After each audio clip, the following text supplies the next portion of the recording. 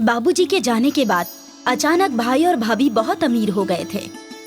इसलिए बाबूजी के जाने के बाद सिर्फ अम्मी का स्नेह ही नीलू को अम्मी के पास जाने के लिए मजबूर करता था। उसके जाते ही भाभी का मुंह बन जाता था। एक बार जब वो वहाँ गई तो अम्मी के कमरे में ताला लगा देखकर, भाभी अम्मी कहाँ है? अभी ढूंढती हूँ, कई बार बिना बताए निकल जाती हैं। फिर ढूंढते रहो। बेटी, कम से कम 2-3 महीने में एक चक्कर लगा जाया करो। एक ही शहर में रहते हुए भी महीनों बाद आती हो। अम्मी, मैं नहीं चाहती कि तुम्हारी बहू मेरे जाने के बाद तुम पर अपना गुस्सा उतारे। तुम आ जाती हो तो बड़ी तसल्ली मिल जाती है। तुम्हारे अब्बा थे तो इस घर में सबका आना जाना लगा रहता था। अब तो कोई झांकने भी नहीं आता। नीरू ने अपने बैग से चुपके से अचार की शीशी निकाली और अम्मी को पकड़ा दी। जैसे ही अम्मी की नजर अचार पर पड़ी, उनकी आंखें भर आई और उनकी आंखों से आंसू टपकने लगे। माँ की आंखों से गिरे हुए आंसू उसने अपने आंचल से पोंछ दिए। थोड़ी ही देर में उसने देखा कि वो आंसू हीरे में बदल गए। अम्मी, ये क्या है? ये तो हीरे हैं। क्या सच कह रही है तू? मुझे तो आंखों से कम नजर आता है। अम्मी, आपकी बिस्तर की चादर कौन बदलता है? ये सब तो बहू ही करती है। मेरे कमरे में किसी को भी आने की इजाजत नहीं है। बाहर से ताला लगा रहता है। अम्मी, ये ताला कब से लगने लगा? जब से मेरी आंखें कमजोर हो गई। अम्मी, इस बार आप मेरे साथ चलिए। अपने भाई से पूछ ले, ये लोग कहीं नहीं जाने देंगे। नीरू आहट सुनकर जैसे ही बाहर गई तो देखा नीलम भाभी हाथ में चाय लेकर खड़ी थी। मुझे तो लगता है कि ये अम्मा को अपने साथ ले जाने आई है। अगर अम्मा चली गई तो उनकी आंखों से गिरने वाले आंसुओं का राज सबको मालूम चल जाएगा। दूसरे दिन अम्मा का नाश्ता उनके कमरे में ही पहुंच गया। अम्मी, आप भी चलिए, हमारे साथ नाश्ता कर लीजिए। नीरू ने उनकी प्लेट लाकर मेज पर रख दी। नहीं बेटा, मैं वहाँ नहीं खाती। यहीं जमीन पर ही दे दो मेरा नाश्ता। गिर जाएगा तो टेबल गंदी हो जाएगी। इतने नौकर चाकर हैं घर में, आप सिर्फ इसलिए जमीन पर खाती हैं कि मेज गंदी हो जाएगी। चलिए, मैं भी जमीन पर ही खाऊंगी। नीरू ने अपनी अम्मी के साथ ही अपनी प्लेट भी रख दी। भाई तैयार होकर आया तो उसने कहा, नीरू, तुम जमीन पर क्यों बैठ गई? ऐसे ही अम्मी के पास बैठ गई। आप लोग खाइए। भाई, मैं कुछ दिनों के लिए अम्मी को अपने साथ ले जाना चाहती हूँ। मेरे बच्चे भी अपनी नानी के हाथ का अचार, बढ़िया और लड्डू खाना चाहते हैं। अम्मी के हाथ का अचार कितना मशहूर था। अड़ोस पड़ोस वाले भी अम्मी से ही अचार बनवाते थे। कुछ दिन के लिए ही क्यों, हमेशा के लिए ले जाओ। आखिर तुम्हारी भी अम्मी है। ये कैसी बातें कर रहे हैं? अम्मी कहीं नहीं जाएंगी। जिसको मिलना है वो यहीं आकर मिल लेगा। ठीक है, फिर मैं ही रुक जाती हूँ। उसकी समझ में आ गया था कि अम्मी अगर दूसरी जगह चली गई तो इन्हें हीरे कैसे मिलेंगे। वो अम्मी के साथ उनके कमरे में रोते हुए, अम्मी आप कुछ बोलती क्यों नहीं? बेटी, जो 2 रोटी मिल रही है वो भी बंद हो जाएगी। आपके पेंशन के पैसे किसके पास आते हैं? तभी पीछे से नीलम आकर कहती है, बाजी, पेंशन से ज्यादा तो अम्मा की दवाइयों पर खर्च हो जाता है। पेट इतना हल्का है कि कुछ पचता ही नहीं। चटोरापन ऐसा है कि बच्चों से बावर्ची खाने से पकवान मंगवा कर खा लेती हैं। नीलम चली गई। अम्मी, आपको क्या खाना है बोलो, मैं बना कर लाती हूँ। रहने दो बेटी, क्यों मेरी वजह से जहमत उठाती हो? तुम तो चली जाओगी, मुझे इनके साथ ही रहना है। नहीं अम्मी, आप बताइए ना, जो खाएंगी मैं बाजार से ले आऊंगी। ठीक है, तो मेरे लिए कचौरी जलेबी ले आना और साथ में चटनी भी ले आना। नीरू बाहर गई और गाड़ी में बैठकर बाजार गई और अम्मी के लिए कचौरी और जलेबी अपनी पर्स में छुपा कर ले आई। वो अम्मी को अपने हाथों से खिलाती जा रही थी और अम्मी के आंखों से आंसू बहते जा रहे थे। अम्मी के चेहरे के सुकून को देखकर उसके दिल को ठंडक मिल गई।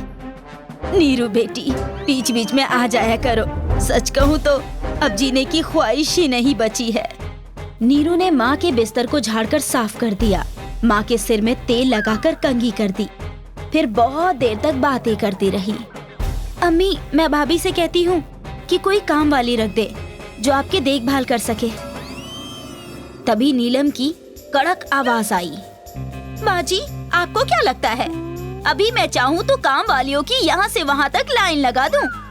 लेकिन क्या करूँ, रोज ही इनके कपड़े गंदे हो जाते हैं। नीरू खामोशी से सुनती रही। वो समझ गई थी कि काम वाली हीरो का राज जान जाएगी, इसीलिए नहीं रखा है, लेकिन कुछ नहीं बोल पाई। अम्मी उठकर बाथरूम गई तो अपने कमरे में इंडियन बाथरूम में ही गई। अम्मी, आप उस तरफ क्यों नहीं जाती? इतनी जिद करके आपने दूसरा बाथरूम बनवाया था कि बुढ़ापे में आराम रहेगा। बाजी, आप तो सिर्फ 4 दिन के लिए आई हैं। यहाँ रहे तो अंदाजा हो आपको। अम्मी सारा बाथरूम गंदा कर देती है, इसीलिए वही बाथरूम उनके लिए है। जाने दीजिए उन्हें वहाँ। भाभी, वो बाथरूम तो उनके लिए वही सही है। अम्मी आ गई थी। नीरू बहुत बेचैन हो गई थी, समझ नहीं पा रही थी कि क्या करे। शाम को जैसे ही भाई आया, भाई आप तो अम्मी के अपने हैं ना? आपको आने में देर होती थी तो अम्मी खाना नहीं खाती थी। अब्बा के कुछ कहने पर नाराज हो जाती थी। कभी तो आप उनका ध्यान रख लिया कीजिए। तुम्हें क्या लगता है हम अम्मी का ख्याल नहीं रखते? उनको खाना दवाइयाँ नहीं देते? अम्मी का दिमाग खराब हो गया है। उनके लिए कोई कितना भी कर दे पर वो हमेशा कुड़ती ही रहती हैं। वो तो मुझे भी नजर आ रहा है। खैर, मैं कल जा रही हूँ। अम्मी की तबीयत नासाज हो तो मुझे खबर कर दिया करें। भाई अपने कमरे में चला गया और दूसरे दिन नीरू वापस चली गई। 1 महीने बाद खबर आई कि अम्मी अस्पताल में भर्ती हैं। नीरू फौरन अस्पताल पहुंची। अम्मी का जिस्म बिस्तर से लगा था। अम्मी, आंखें खोलिए, मैं आ गई। देखिए, आपकी बेटी आ गई। नीरू, अम्मी उठिए ना। एक बार उन्होंने पलकें झपकाई, फिर आंखें खोल दी। उनकी आंखों से आंसू बहने लगे। नीरू ने आंसू पोंछ दिए और हीरे उठाकर रख लिए। अम्मी, क्या तकलीफ है? माँ ने पेट सहलाते हुए बताया। भूख लगी है, कुछ खिला दो।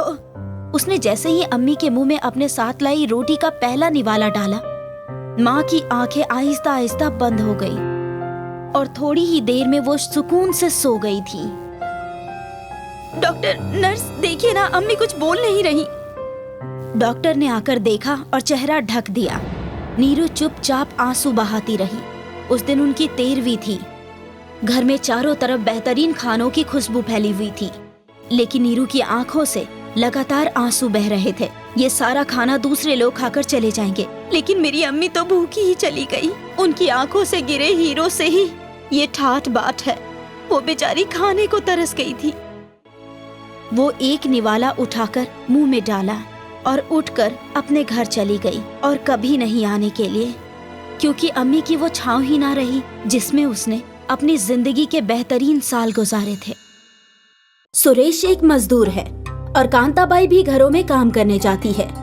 दोनों बच्चे के लिए ही बच्चे को अकेले घर पर छोड़कर जाते हैं। वो घर के बाहर ही मिट्टी में खेलता रहता है। एक रोज अमित को बुखार आ गया। कांताबाई काम पर जाने के लिए निकल ही रही होती है, लेकिन जैसे ही वो अपने बच्चे अमित को प्यार करने के लिए आगे बढ़ती है तो अमित का बदन जल रहा होता है।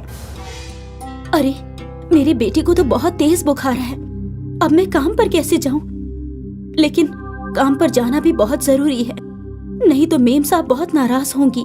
मैं बच्चे को दवाई देकर काम पर चली जाऊंगी, लेकिन मेम साहब ने बोला था कि आज काम पर आना बहुत जरूरी है। एक बार कॉल करके पूछ लेती हूँ। कांता मेम साहब को कॉल करती है।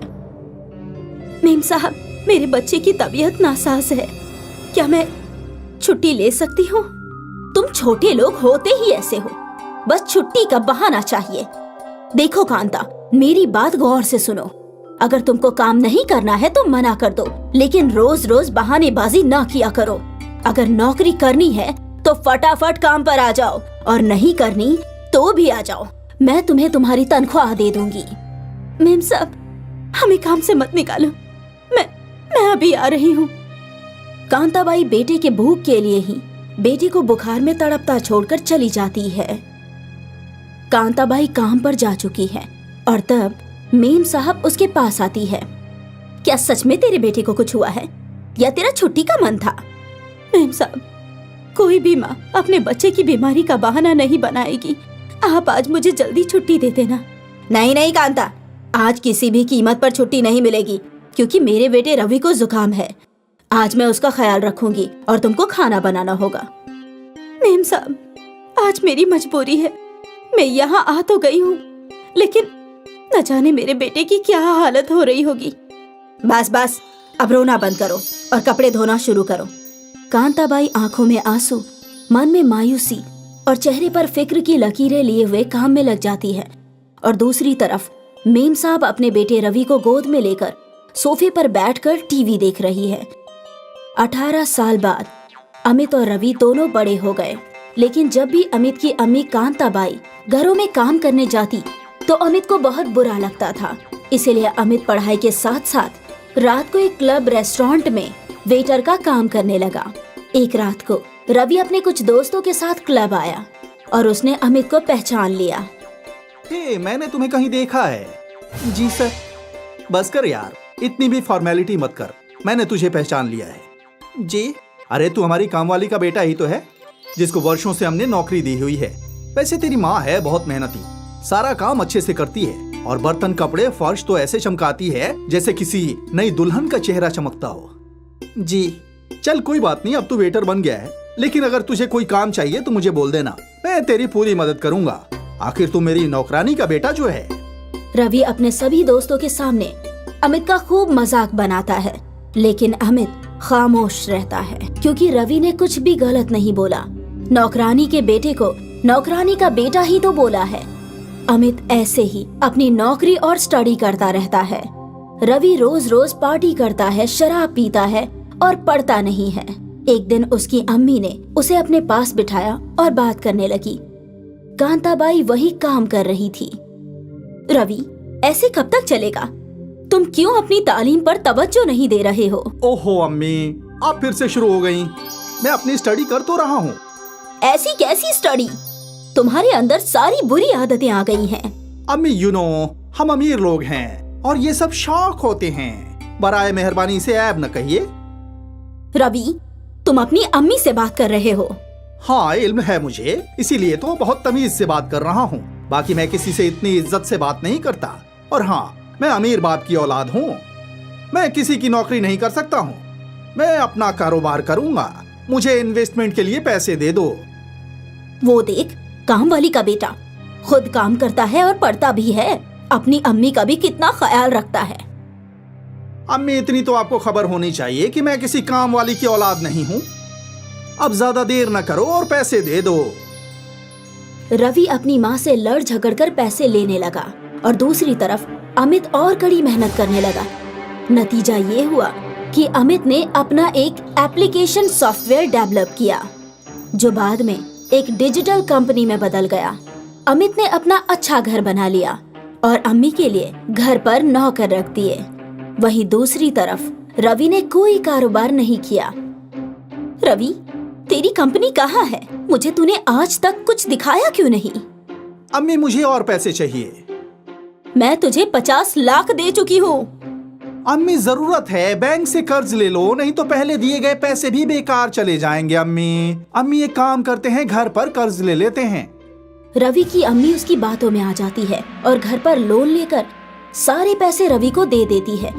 कुछ रोज बाद रवि की अम्मी को पता चलता है कि रवि सट्टा खेलता है और उसने सब कुछ सट्टे में तबाह कर दिया। और अमित की अपनी एक कंपनी है। उसको अपनी पुरानी बात याद करके बहुत अफसोस होता है। कांताबाई अपने बेटे के साथ रवि के घर आती है। मेम साहब, मैं आपको मिठाई खिलाने आई हूँ कि मेरे बेटे ने मेरे हालात बदल दिए। लेकिन मेम साहब, ये कहना है कि भगवान किसी को गुरूर ना कराए, क्योंकि हालात हमेशा एक जैसे नहीं रहते। कांताबाई अपने बेटे के साथ कार में वापस चली जाती है और रवि और उसकी वालिदा की आंखें लज्जा से झुक जाती है।